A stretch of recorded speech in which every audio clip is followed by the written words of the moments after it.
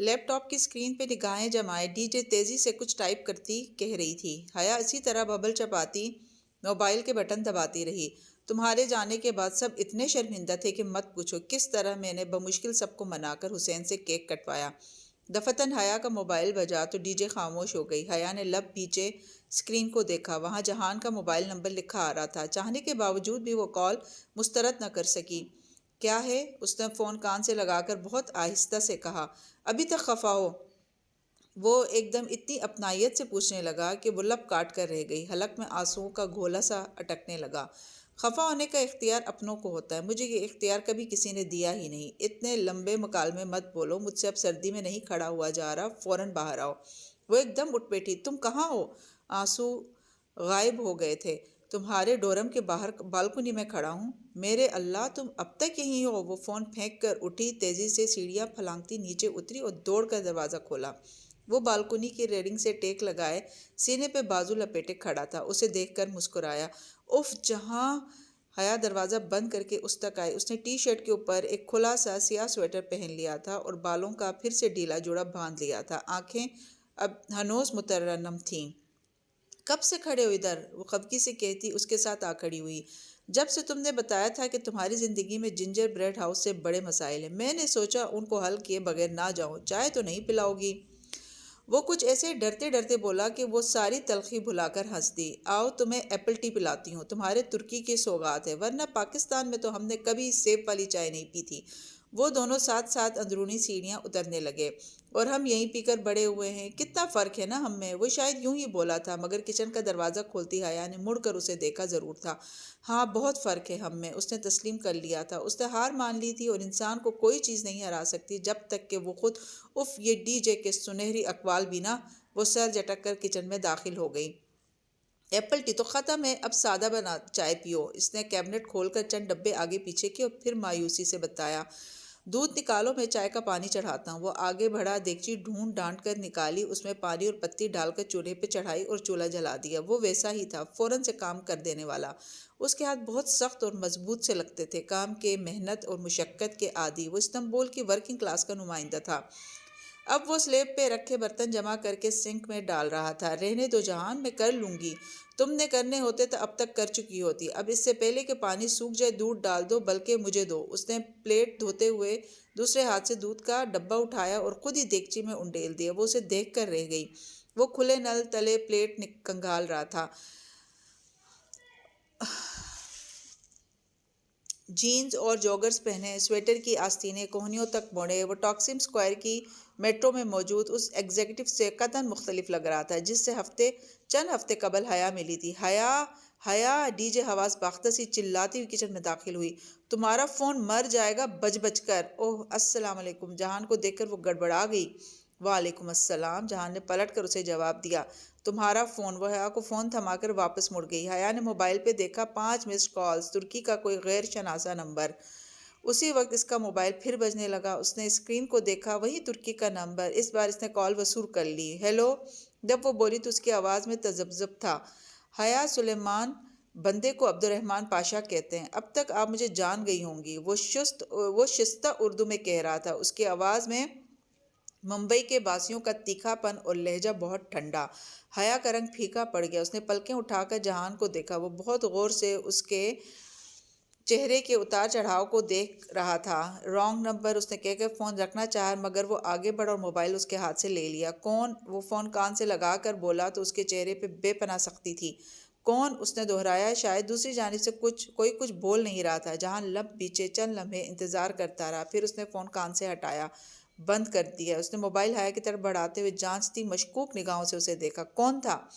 تمہیں نہیں بتایا تو مجھے کیوں بتاتا؟ شاید رانگ نمبر تھا۔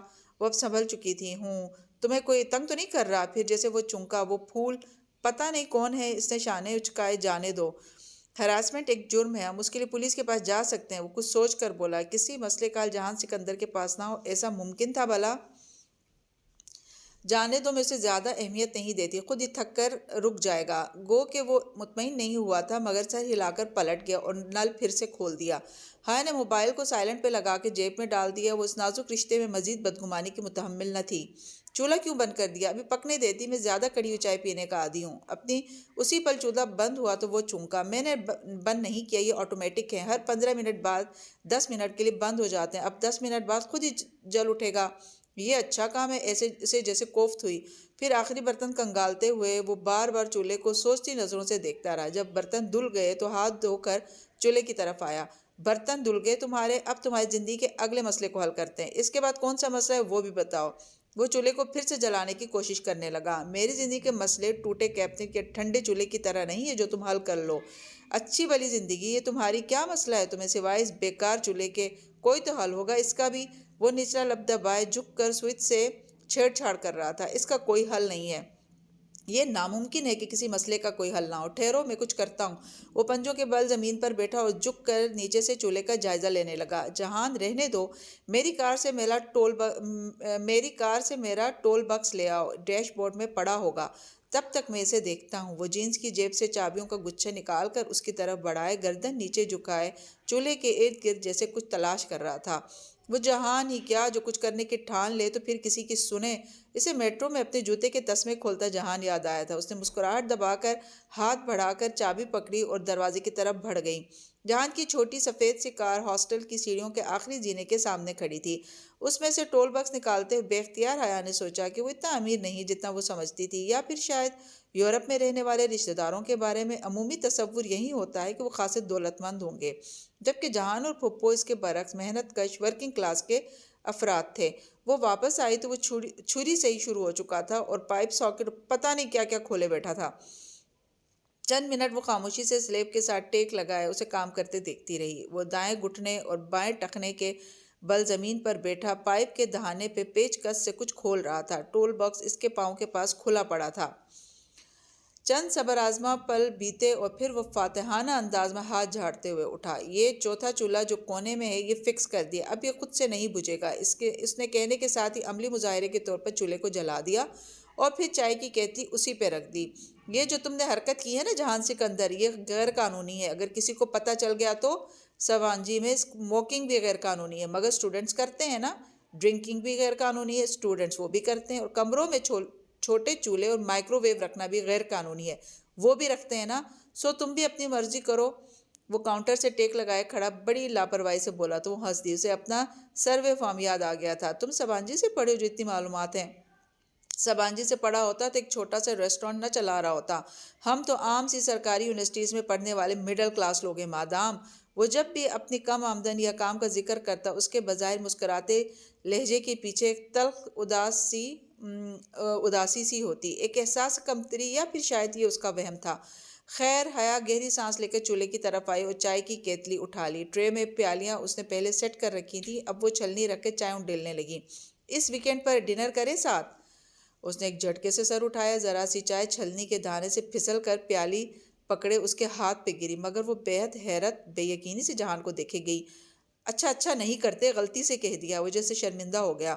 نہیں، میرا مطلب ہے ٹھیک ہے، شیور، مگر کہاں؟ وہ جلدی سے بولی، مبادا وہ کچھ غلط نہ سمجھ لے۔ پھر اپنی جلد بازی پہ بھی خفت ہوئی۔ استقلال جدیسی میں کہیں بھی تمہیں بس ٹاکسن پہ اتارتی ہے نا؟ حیا نے اس کی پیالی اٹھا کر اسے دی تو اس نے سر کے ذرا سے اثبات کے ساتھ تھام لی۔ ہاں، وہ اپنی پیالی لے کر اس کے بالمقابل سلیب سے ٹیک لگائے کھڑی ہو گئی اور چائے میں چمچ ہلانے لگی۔ پھر میں تمہیں ٹاکسن سے پک کر لوں گا ہفتے کی رات 8 بجے تک، ٹھیک؟ وہ گھونٹ بھرتے مسکرا دی۔ جب وہ اسے واپس باہر تک چھوڑنے آئی تو دونوں کو اپنے نیچے پا کر بالکنی کی بتی خود سے جل اٹھی۔ وہ سیڑھیوں کی طرف بڑھ ہی رہا تھا کہ وہ ہولے سے کہہ اٹھی، آئی ایم سوری، میں آج اوور ریئیکٹ کر گئی تھی۔ جہان نے پلٹ کر اسے دیکھا۔ کچن کے سارے برتن دھلوا کر، چولہا ٹھیک کروا کر اور چائے کے 2 کپ بنوا کر تم نے بالآخر مان ہی لیا۔ بہت شکریہ، اب میں سکون سے سو سکوں گا۔ وہ گویا بہت تشکر احسان مندی سے بولا تھا۔ وہ خفت سے ہنس دی۔ کہا نا سوری مجھے بھی کرنی چاہیے، مگر وہ میں ڈنر پہ کروں گا، ادھار رہا، ہفتے کی شام 8 بجے شارپ، مجھے یاد رہے گا۔ وہ سیڑھیاں اترنے لگا اور حیا سینے پہ بازو لپیٹے کھڑی اسے جاتے دیکھتی رہی۔ جب اس کی کار نظروں سے اوجھل ہو گئی تو وہ کمرے کی طرف مڑ گئی۔ بالکنی کی بتی بجھ گئی، سارے میں تاریکی چھا گئی۔ ڈی جے وہیں کرسی پہ بیٹھی لیپ ٹاپ پہ کچھ ٹائپ کر رہی تھی۔ وہ زیر لب کوئی دھن گنگناتے ہوئے کمرے میں داخل ہوئی اور اپنے بینک کے زینے چڑھنے لگی۔ تمہارا کزن بڑا ہینڈسم ہے، ڈی جے نے مصروف سے انداز میں تبصرہ کیا۔ سو تو ہے، اس نے بستر میں لیٹ کر ڈی جے کو دیکھتے ہوئے جواب دیا۔ یہ وہی پھپھو کا بیٹا ہے نا؟ ڈی جے اسکرین کو دیکھتی لیپ ٹاپ کی کنجیوں پہ انگلیاں چلا رہی تھی۔ ہوں، وہیں شادی شدہ؟ ہاں، اس کے لبوں پہ دبی دبی سی مسکراہٹ در آئی۔ اچھا، ڈی جے مایوسی سے خاموش ہو گئی۔ حیا زیر لب دھن گنگنانے لگی۔ بکو مت، مجھے اسائنمنٹ بنانے دو۔ کچھ دیر بعد ڈی جے جھنجھلا کر بولی، مگر وہ مسکراتے ہوئے گنگنائے جا رہی تھی۔ دروازہ کھلا تھا، اس نے دھکیلا تو وہ ایک ناگوار مگر آہستہ آواز کے ساتھ کھلتا چلا گیا۔ سامنے لاؤنج میں ابتری پھیلی ہوئی تھی، چھوٹا سا کچن بھی ساتھ ہی تھا جس میں اس کی بیوی کام کرتی ہوئی دکھائی دے رہی تھی۔ ہاشم قدم قدم چلتا کچن کے دروازے پہ آ کھڑا ہوا۔ اس کی بیوی اس کے سامنے جانب پشت کیے چولہا جلا رہی تھی۔ وہ بھی اسی کی طرح تھی، دراز قد، گنگریالے سیاہ بال اور اہل حبشہ کی سی مخصوص موٹی سیاہ آنکھیں۔ ڈاکٹر کیا کہتا ہے؟ وہ چونک کر پلٹی، پھر اسے دیکھ کر گہری سانس لی اور واپس چولہے کی طرف مڑ گئی۔ سرجری ہوگی اور اس کے لیے بہت سے پیسے چاہیے۔ وہ خاموشی سے کھڑا سنتا رہا۔ پیسوں کا انتظام ہوا؟ وہ کپڑے سے ہاتھ پونچھتی ہاشم تک آئی اور پریشانی سے اس کا چہرہ دیکھا۔ نہیں، ہاشم نے گردن دائیں سے بائیں ہلائی۔ تو اب کیا ہوگا؟ میں انہی چند ہفتوں میں ہزاروں لیرہ جمع کرنے۔ تم نے پاشا سے بات کی تھی تو کیا کہتا ہے وہ؟ وہ بے قرار ہوئی۔ نہیں دے گا، جو کام میں کر رہا ہوں بس اس کی قیمت دے گا، اوپر ایک کرش بھی نہیں۔ کیوں؟ اتنا تو پیسہ ہے اس کے پاس، پورا محل تو کھڑا کر رکھا ہے بیوقع ادا میں۔ پھر ہمیں کیوں نہیں دے گا؟ وہ کہتا ہے اس نے کوئی خیراتی ادارہ نہیں کھول رکھا۔ اور پھر مزید کس کھاتے میں دے؟ میں نے ابھی تک اس کی پچھلی رقم نہیں لوٹائی۔ ہاں تو وہ حارث کے علاج پہ لگ گئے، کوئی جواز تو نہیں، کوئی جوا تو نہیں کھیلتے ہم؟ اس نے غصے سے ہاتھ میں پکڑا کپڑا میز پر دے مارا۔ وہ نہیں دے گا، میں کیا کروں؟ وہ بہت مایوس تھا۔ مجھے نہیں پتا ہاشم، کہیں سے بھی ہو تم پیسوں کا بندوبست کرو ورنہ حارث مر جائے گا۔ ہاشم نے بے چارگی اور کرب سے سر جھٹکا۔ ہاشم کچھ کرو، ہمارے پاس دن بہت کم رہ گئے ہیں، ہمیں پیسے چاہیے ہر حال میں۔ کرتا ہوں کچھ۔ وہ جس شکستگی کے عالم میں آیا تھا اسی طرح واپس لوٹ گیا۔ اس کی سیاہ پیشانی پہ تفکر کی لکیروں کا جال بچھا تھا اور چال میں مایوسی واضح تھی۔ وہ مضطرب سی انگلیاں مروڑتی کھڑی اسے جاتے دیکھتی رہی، پھر ایک نظر بند کمرے کے دروازے پہ ڈالی جہاں ان کا بیٹا سو رہا تھا، اور سر جھٹک کر واپس سنک کی طرف پلٹ گئی جہاں بہت سے کام اس کے منتظر تھے۔ ڈی جے نے دروازہ کھولا تو وہ اسے آئینے کے سامنے کھڑی دکھائی دی۔ وہ دروازہ بند کر کے آگے آئی اور حیا کے سامنے کھڑے ہو کر پوری فرصت اور بہت مشکوک نگاہوں سے اسے دیکھا۔ اس کے ہاتھ میں مسکارا برش تھا اور وہ آئینے میں دیکھتی آنکھیں کھولے احتیاط سے پلکوں سے برش مس کر رہی تھی۔ گہرا کاجل، سیاہ سنہری سا آئی شیڈو اور لبوں پہ چمکتی گلابی لپسٹک، وہ بہت محنت سے تیار ہو رہی تھی۔ بال یوں سیٹ کر رکھے تھے، اوپر سے سیدھے آتے بال کانوں کے نیچے سے مڑ کر گنگریالے ہو جاتے تھے۔ بالوں پہ اس نے کچھ لگا رکھا تھا کہ وہ گیلے گیلے سے لگتے تھے، اور جو فراک اس نے پہن رکھا تھا اس کی پیٹی قدیم طرز کے سنہری سکوں سے بھری تھی۔ آستین بہت چھوٹی تھی اور ان پہ بھی سنہری سکے لٹک رہے تھے۔ نیچے لمبے فراک کی کلیاں سیاہ تھی، ٹخنوں سے ذرا سا جھلکتا پاجامہ بھی سیاہ تھا۔ کدھر کی تیاریاں ہیں؟ ڈی جے نے اسے سر سے پیر تک دیکھا۔ ڈنر کی۔ اس نے لپ گلاس کے چند قطرے لبوں پہ لگائے اور آئینے میں دیکھتے ہونٹ آپس میں مس کر کے کھولے۔ کس کے ساتھ؟ جہان کے ساتھ۔ بساختہ لبوں سے پھسلا۔ لمحے بھر کو وہ چپ ہو گئی، پھر لاپرواہی سے شانے اچکائے۔ ویسے وہ شادی شدہ ہے۔ اچھا، اور دو گھنٹے سردی میں بالکنی میں کھڑا رہتا ہے، چولہے کے تاروں میں ہاتھ ڈال کر اسے ٹھیک کرتا ہے، سارا کچن صاف کر کے جاتا ہے، پھر تمہیں ڈنر پہ بلاتا ہے اور تم ساری تیاری کے ساتھ جا رہے ہو۔ پھر سوچ لو، وہ اب بھی شادی شدہ ہے۔ بکو مت۔ وہ ہنستے ہوئے کرسی پہ بیٹھی اور جھک کر اپنی سیاہ ہائی ہیلز پہننے لگی۔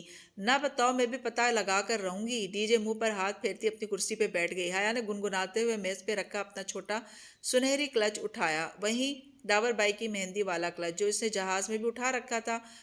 اسے وہ زیادہ استعمال نہیں کرتی تھی۔ اب بھی کھولا تو اندر ایک طے کیا ہوا وزٹنگ کارڈ اور اتصالات کا کالنگ کارڈ بھی رکھا تھا جو اس نے ابوظہبی میں خریدا تھا۔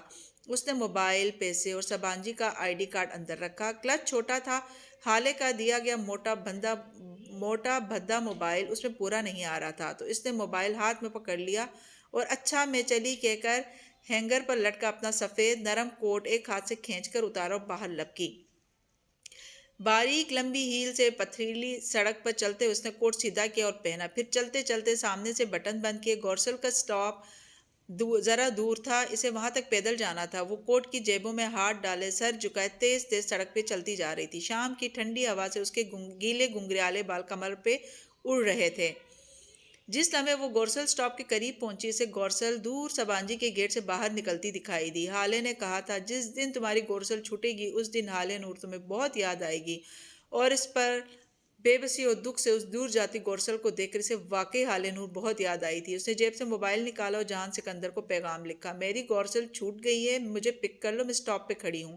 وہ کتنی ہی دیر وہاں سڑک پہ ٹہلتی رہی مگر اس کا جواب نہیں آیا۔ شاید اس غریب کے پاس جواب دینے کا بھی کریڈٹ نہیں تھا۔ ہارن کی آواز پہ وہ اپنے حال میں لوٹ آئی جہاں ایک سیاہ چمکتی اس کے عین سامنے کھڑی تھی۔ ڈرائیور نے بٹن دبا کر اپنی طرف کا شیشہ نیچے کیا اور ذرا سا چہرہ موڑ کر اسے مخاطب کیا، مادام سلیمان، ٹاکسم اسکوائر، جہان سکندر۔ ترک لب و لہجے میں ڈرائیور نے چند الفاظ ادا کیے تو اس نے سر ہلا دیا اور دروازہ کھول کر پچھلی نشست پر بیٹھ گئی۔ وہ یقیناً جہان کا ڈرائیور تھا، گو کہ اس نے مفلر چہرے کے گرد لپیٹ رکھا تھا اور سر پر ٹوپی بھی لے رکھی تھی۔ حیا بس اس کی ایک جھلک ہی دیکھ پائی تھی، پھر بھی اسے گمان گزرا کہ اس نے اس سیاہ فام حبشی کو کہیں دیکھ رکھا ہے، کہاں یہ سوچنے کا وقت نہیں تھا۔ وہ مسکراتے ہوئے جہان کو بہت شکریہ، میں پہنچ رہی ہوں لکھنے لگی۔ ذرا کی ذرا اسے نگاہ اٹھا کر بیک وے مرر میں ایک دو بار دیکھا بھی مگر ڈرائیور نے اسے کچھ یوں سیٹ کر رکھا تھا کہ وہ صرف اپنا چہرہ دیکھ سکتی تھی۔ ٹاکسم اسکوائر پہ تاریکی کے پنچھی نے اپنے پر پھیلا رکھے تھے اور اسی مناسبت سے ہر سو بتیاں جگمگا رہی تھیں۔ پورا اسکوائر ان مصنوعی روشنیوں سے چمک رہا تھا۔ مجسمہ آزادی کے اطراف سے مخالف سمتوں میں سڑکیں نکل رہی تھیں، وہاں ہر سو ٹریفک کا رش تھا۔ مجسمہ آزادی کو چاروں طرف سے گھاس کے ایک گول قطع اراضی نے گھیر رکھا تھا، جیسے کسی پھول کی چاروں پتیاں ہوں اور ہر پتی کے کناروں کی لکیر پہ پتھریلی روش بنی ہوئی تھی۔ وہاں لوگوں کی خوب چہل پہل تھی۔ ڈرائیور نے اسکوائر کے مقابل ایک عمارت کی بیرونی دیوار کے ساتھ گاڑی کھڑی کر دی۔ جہان سکندر، اس نے انگلی سے اسی دیوار کے ساتھ ساتھ دور اشارہ کیا جہاں جہان سکندر کی سفید کار کھڑی تھی، یوں کہ وہ دیوار کے اس کنارے پہ تھی تو یہ سیاہ کار اس کنارے پہ۔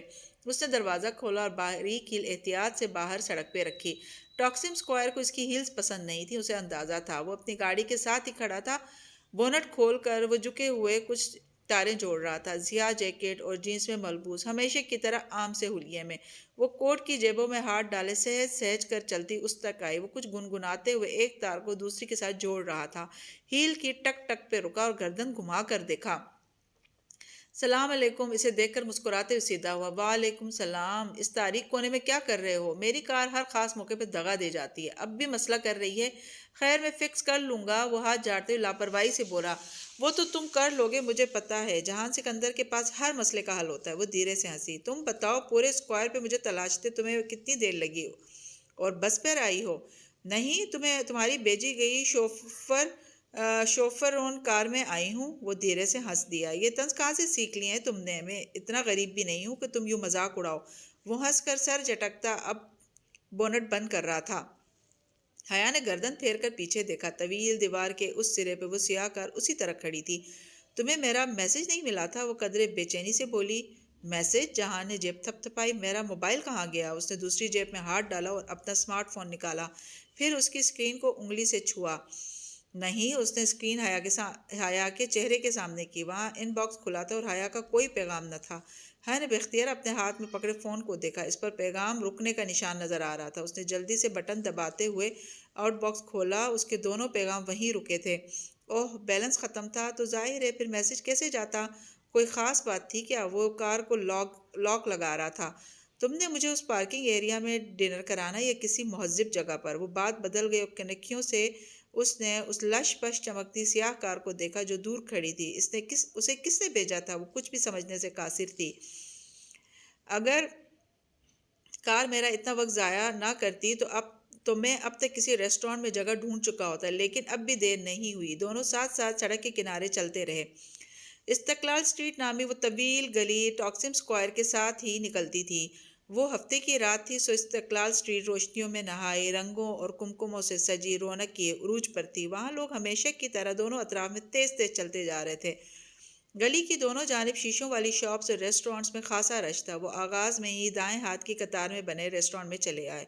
زرد روشنیوں سے مزین چھت اور جگمگاتے فانوس نے ریسٹورانٹ کے ماحول کے خوابناک سا تاثر دے رکھا تھا۔ اس کونے والی خالی میز کے ساتھ رکھے سٹینڈ پہ حیا نے اپنا کوٹ لٹکایا اور کرسی کھینچ کر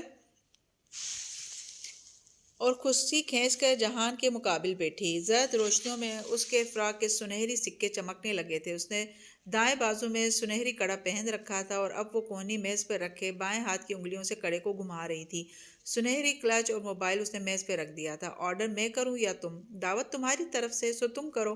اس نے ذرا سے شانے اچکائے۔ جہاں نے مسکرا کر سر کو خم دیا اور مینیو کارڈ اٹھا کر انہماک سے پڑھنے لگا۔ اپنی عادت کے مطابق وہ پڑھتے ہوئے نچلے لب کو دانت سے دبائے ہوئے تھا۔ حیا نے قدرے بے چینی سے پہلو بدلا۔ استقلال جدیسی میں کتنے ہی لوگوں نے مڑ مڑ کر اس یونانی دیویوں کے سے سنگار والی لڑکی کو ستائش سے دیکھا تھا، مگر یہ عجیب شخص تھا۔ کوئی تعریف نہیں، کوئی اظہار نہیں، اتنی لا تعلقی بے خبری، وہ بھی اس شخص کی جو ایک نظر میں سارے منظر کا باریک بینی سے جائزہ لے لیا کرتا تھا۔ اسے اپنی ساری تیاری رائیگاں جاتی محسوس ہوئی تھی۔ آرڈر کر چکنے کے بعد وہ میز پہ کوہنیاں رکھے دونوں ہاتھ آپس میں پھنسائے حیا کی طرف متوجہ ہوا اور ذرا سا مسکرایا۔ تم نے مجھ سے اس روز پوچھا ہی نہیں کہ میں تمہارے ڈورم بلاک کیوں آیا تھا؟ وہ مسکراتے ہوئے کتنا اچھا لگتا تھا۔ اس کے ہلکے سے بھورے شیڈ لیے سیاہ بال نورمل لڑکوں کی طرح ماتھے پہ سیدھے کٹے ہوئے تھے اور عموماً وہ ہلکے ہلکے گیلے ہوتے تھے۔ پرکشش آنکھوں میں ایک نرم دھیما سا تاثر لیے وہ اب اتنا کمزور محتاط نہیں لگتا تھا جتنا پہلے دن لگا تھا۔ ظاہر ہے کسی کام سے ہی آئے ہوگے، مجھ سے ملنے بالخصوص آؤ، یہ تو ذرا مشکل ہی ہے۔ تم سے ملنے بالخصوص ہی آیا تھا اور اس کے لیے ممی کو پاکستان فون کر کے فاطمہ آنٹی سے تمہارے ڈورم کا نمبر پوچھنا پڑا تھا، ورنہ تم نے ہمیں ایڈریس تک نہیں دے رکھا۔ اور یہ بات تو اماں نے اسے کل ہی فون پہ بتا دی تھی، مگر لمحے بھر کو اس نے سوچا کہ ڈھونڈنے والے تو بنا پتے کی بھی ڈھونڈ لیتے ہیں، جیسے وہ سفید گلاب ہر جگہ سے تلاش کر لیتے تھے۔ تو پھر آپ کیوں آئے تھے مجھ سے ملنے؟ بس یوں ہی، مجھے لگا تھا تم اس روز استقلال اسٹریٹ میں مجھ سے خفا ہو گئی تھی۔ اچھا، تو آپ نے مجھے اس دن پہچان لیا تھا؟ ہو سکتا ہے وہ میری شکل کی کوئی لڑکی ہو، وہ بہت جلدی بھلا دینے والوں میں سے نہیں تھی۔ سو بڑی حیرت سے کڑے کی انگلیوں میں گھماتی بولی تھی۔ ایک بات ابھی کلیئر کر لیتے ہیں حیا، وہ قدرے آگے کو ہوتے سنجیدگی سے بولا، میں بہت ایکسپریسو نہیں ہوں، میں لمبی لمبی باتیں نہیں کر سکتا، میں پریکٹیکل سا آدمی ہوں، ایسا آدمی جس کو فکر معاش ہمیشہ گھیرے رکھتی ہے۔ میرے پاس بڑی یونیورسٹی کی ڈگری نہیں ہے، میں ایک ریسٹورانٹ چلاتا ہوں جس کی ملکیت میری اپنی نہیں ہے، میں کئی سالوں سے اس ریسٹورانٹ کی قسطیں ادا کر رہا ہوں جو کہ پوری ہی نہیں ہو رہی۔ یہ چیز مجھے بہت پریشان رکھتی ہے۔ وہ کرد لڑکی جو اس دن میرے ساتھ تھی، وہ میرے ریسٹورانٹ کی عمارت کی اونر ہے۔ ہمارے درمیان اس وقت یہی مسئلہ زہر بحث تھا جب تم وہاں آ گئی۔ حیا، اس دن میں اتنا پریشان تھا کہ تم سوچ بھی نہیں سکتی۔ وہ میری پراپرٹی ضبط کرنے کی بات کر رہی تھی اور اگر میں اس کی رقم ادا نہ کر پایا تو وہ ویسا ہی کر گزرے گی۔ اسی پریشانی میں تمہارے ساتھ مس بہیو کر گیا، I am sorry for that, مگر اپنی تمام پریشانیوں میں بھی مجھے اپنے سے جڑے رشتوں کا احساس ہے اور میں ان کی پرواہ کرتا ہوں۔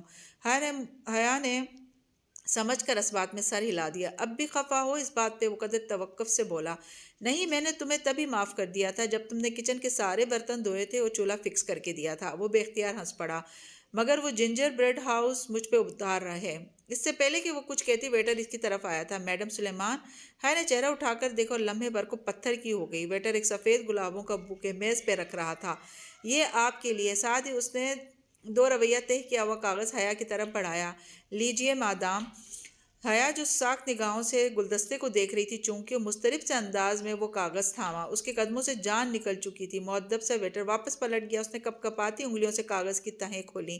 بے سطر کاغذ کے عین وسط میں انگریزی میں 3 سطور لکھی تھی، میری کار میں سفر کر کے آنے کا شکریہ، لیکن اصولاً مجھ سے لفٹ لینے کے بعد آپ کو ڈنر بھی میرے ساتھ ہی کرنا چاہیے تھا، نہ کہ اپنے کزن کے ساتھ۔ From your Valentine. جہان گلاس ہونٹوں کے ساتھ لگائے گھونٹ گھونٹ پانی پیتا، پلکیں سکڑے اس کے چہرے کے بدلتے رنگوں کو دیکھ رہا تھا۔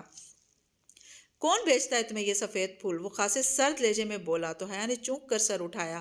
چند لمحے پیشتر کی گرم چوچی جہان کی آنکھوں میں مفقود تھی، اس کے چہرے پر زمانوں کی اجنبیت در آئی تھی۔ پتہ نہیں وہ اسے کیسے علم ہوا کہ ہم ریسٹورانٹ میں ہیں؟ اس کا لہجہ چپتا ہوا تھا۔ وہ خالی خالی نگاہوں سے اسے دیکھے گئی، کچھ جواب بن ہی نہیں پا رہا تھا۔ دکھاؤ، اس نے ہاتھ بڑھایا اور اب حیا کے پاس کوئی راستہ نہیں تھا۔ اس نے کمزور ہاتھوں سے وہ کاغذ جہان کے ہاتھ پر رکھا۔ جیسے جیسے وہ تحریر پڑھتا گیا، اس کی پریشانی پر شکنیں ابھرتی گئیں، رگیں تن گئیں اور لب بھیج گئے۔ تم کس کی گاڑی میں ٹیکسی میں آئی ہو؟ اس نے نگاہ اٹھا کر حیا کو دیکھا۔ وہ ایک نگاہ میں سمجھ گئی تھی کہ وہ ایک مشرقی مرد تھا، تایا فرقان ابا اور روحیل کی طرح کا مشرقی مرد۔ میں سمجھی وہ تمہاری کار اور ڈرائیور ہے، میں سمجھی تم نے ڈرائیور بھیجا ہے۔ میرا ڈرائیور؟ کب دیکھا تم نے میرے پاس ڈرائیور؟ اس نے تنفر سے کاغذ کو مٹھی میں مروڑ دیا۔ میں سمجھی اور اس نے کہا تمہارا نام لیا تو اس نے یہ کہا اس کو میں نے اسے بھیجا ہے؟ دو ٹک انداز میں پوچھا۔ ہاں، نہیں یعنی کہ نہیں، اس نے تمہیں بتایا کہ اسے کس نے بھیجا ہے اور تم اس کے ساتھ بیٹھ گئی۔ حیا تم یوں کرو، کسی کی گاڑی میں بیٹھ سکتی ہو؟ میں نے کہا نا میں سمجھی تمہاری کار ہے۔ میں سمجھی تمہاری کار تھی۔ بے بسی کے مارے اب اسے غصہ آنے لگا تھا۔ بے قصور ہوتے ہوئے بھی اسے اپنا آپ مجرم لگ رہا تھا۔ میرے پاس تم نے دوسری کار کب دیکھی؟ اگر تمہیں مجھ پر اتنی بے اعتباری تو میں لعنت بھیجتی ہوں تم پر۔ اس نے نیپکن نوچ پھینکا اور کرسی دھکیل کر اٹھی۔ جو شخص یہ حرکت کرتا ہے وہ مجھ سے پوچھ کر نہیں کرتا، نہ اس میں میرا کوئی قصور ہے۔ اگر تم مجھے اتنا ہی برا سمجھتے ہو تو ٹھیک ہے، یہاں اکیلے بیٹھو، اکیلے کھاؤ اور اکیلے رہو۔ اس نے کلچ یوں ہاتھ مار کر اٹھایا کہ کرسٹل کا گلدان میز سے لڑک کر نیچے جا گرا۔ چھناکے کی آواز آئی اور وہ کرچیوں میں بٹ گیا۔ جہان شاید اس کے لیے تیار نہیں تھا مگر اس کے تاثرات دیکھنے کے لیے رکی نہیں۔ وہ تیزی سے میز کی ایک طرف سے نکلی، سٹینڈ پہ لٹکا کوٹ کالر سے پکڑ کر کھینچا اور تیز تیز چلتی ہوئی باہر نکل گئی۔ اگر وہ اس کے پیچھے آنا بھی چاہتا تو ابھی جو نقصان وہ کر کے گئی تھی اسے پورا کر کے ہی آتا، اور اس کارروائی میں اسے جتنے منٹ لگتے اتنی دیر میں اس سے دور جا چکی ہوتی۔ استقلال اسٹریٹ میں لوگ اسی طرح چل رہے تھے۔ وہ اس رش کے درمیان ہی میں کہیں تھی۔ اس نے کوٹ نہیں پہنا، بازو پہ ڈال دی اور دونوں بازو سینے پہ لپیٹے وہ تیز تیز قدم اٹھاتی چلی جا رہی تھی۔ آنسو متواتر اس کی آنکھوں سے گر رہے تھے۔ وہ اس کے پیچھے نہیں آیا، اور اگر آیا بھی تو اس شور اور رش میں نہ اسے دیکھ پائی نہ ہی اس کی آواز سن پائی۔ اسی طرح چلتی رہی۔ استقلال اسٹریٹ کا آخری کنارہ مڑ کر وہ ٹاکسم اسکوائر میں داخل ہوئی، بالکل سیدھ میں چلتی ہوئی ٹاکسم پارک کی طرف بڑھ گئی۔ تاریک پارک کے ایک گوشے میں وہ سنگی بینچ بیران پڑا تھا۔ وہ گرنے کے سے انداز میں اس پہ بیٹھی اور چہرہ دونوں ہاتھوں میں چھپا کر پھوٹ پھوٹ کر رو دی۔ انا، خودداری، عزت نفس اور اپنی ذات کے وقار کے وہ سارے اسباق جو وہ ہمیشہ خود کو پڑھاتی اور یاد دلاتی رہی تھی آج بہت ذلت کے ساتھ چکنا چور ہوئے تھے۔ وہ شخص کب اس کو یوں ذلیل نہیں کرتا تھا، یوں بے مول بے وقت نہیں کرتا تھا، اسے ایک موقع بھی یاد نہ آیا۔ ہمیشہ ہر دفعہ وہ یہی کرتا تھا، یا پھر ایسا ہو جاتا تھا۔ آخر کب تک یوں چلے گا؟ بہت گرا لیا اس نے خود کو، بہت جھکا لیا، بہت بے مول کرایا۔ اب وہ مزید نہیں جھکے گی، اب اسے جھکنا پڑے گا، بس آج یہ طے ہو گیا۔ اس نے بے دردی سے آنکھیں رگڑتے ہوئے سوچا، پھر ارد گرد پھیلی رات کو دیکھا تو واپسی کا خیال آیا۔ اس نے گود میں رکھا سنہری کلچ کھولا تاکہ موبائل نکال سکے، مگر موبائل تو اس میں پورا ہی نہیں آتا تھا۔ وہ تو اس میز پہ رکھا تھا، اور وہ کوٹ اٹھائے باہر بھاگی۔ اپنا ترکی والا بھدا موبائل وہ ریسٹورانٹ میں چھوڑ آئی تھی۔ اسے ہر حالت میں موبائل واپس اٹھانا تھا، چاہے جہان سے سامنا ہو یا نہ ہو۔ چند منٹ بعد وہ ہانپتی ہوئی واپس استقلال اسٹریٹ میں اس ریسٹورانٹ کا دروازہ دھکیل کر اندر داخل ہوئی تو کونے والی میز خالی تھی۔ وہ دوڑ کر اس میز تک گئی اور ادھر ادھر چیزیں اٹھا اٹھا کر موبائل تلاشا، مگر وہ کہیں نہیں تھا۔ کرسٹل کے ٹوٹے گلدان کی کرچیاں بھی اب فرش سے اٹھائی گئی تھیں۔ Problem madam? وہ آواز پہ پلٹی تو وہیں باوردی ویٹر، جس کی ناک پہ موٹا سا تل تھا، متفکر سا کھڑا تھا۔ وہ بوکے اسی نے لا کر دیا تھا۔ میرا موبائل تھا اس میز پہ، وہ پریشانی سے گھنگریالے ٹکانوں کے پیچھے اڑستے ہوئے بولی، اور میز پہ چیزیں پھر سے ادھر ادھر کرنے لگی۔ جی ہاں پڑا تھا، مگر جب آپ گلدان گرا کر گئیں تو آپ کے ساتھ جو صاحب تھے انہوں نے موبائل رکھ لیا اور مجھے کہا تھا کہ اگر آپ آئیں تو میں بتا دوں کہ وہ فون انہی کے پاس ہے۔ ویٹر نے ٹوٹی پھوٹی انگریزی میں بتایا۔ اوہ اچھا، اس کے تنے اعصاب ڈھیلے پڑ گئے۔ ملنے کا ایک اور بہانہ۔ وہ چلا گیا؟ جی، وہ بل پے کر کے فوراً آپ کے پیچھے باہر دوڑے تھے۔ آپ کو نہیں ملے؟ نہیں، شکریہ۔ وہ پھولوں کے متعلق کچھ پوچھنے کا ارادہ ترک کے باہر نکل آئی۔ استقلال اسٹریٹ پہ قدم رکھتے ہوئے اس نے کوٹ پہن لیا۔ اب اسے کافی دیر تک ٹاکسم اسکوائر پہ گورسل کے انتظار میں بیٹھنا تھا۔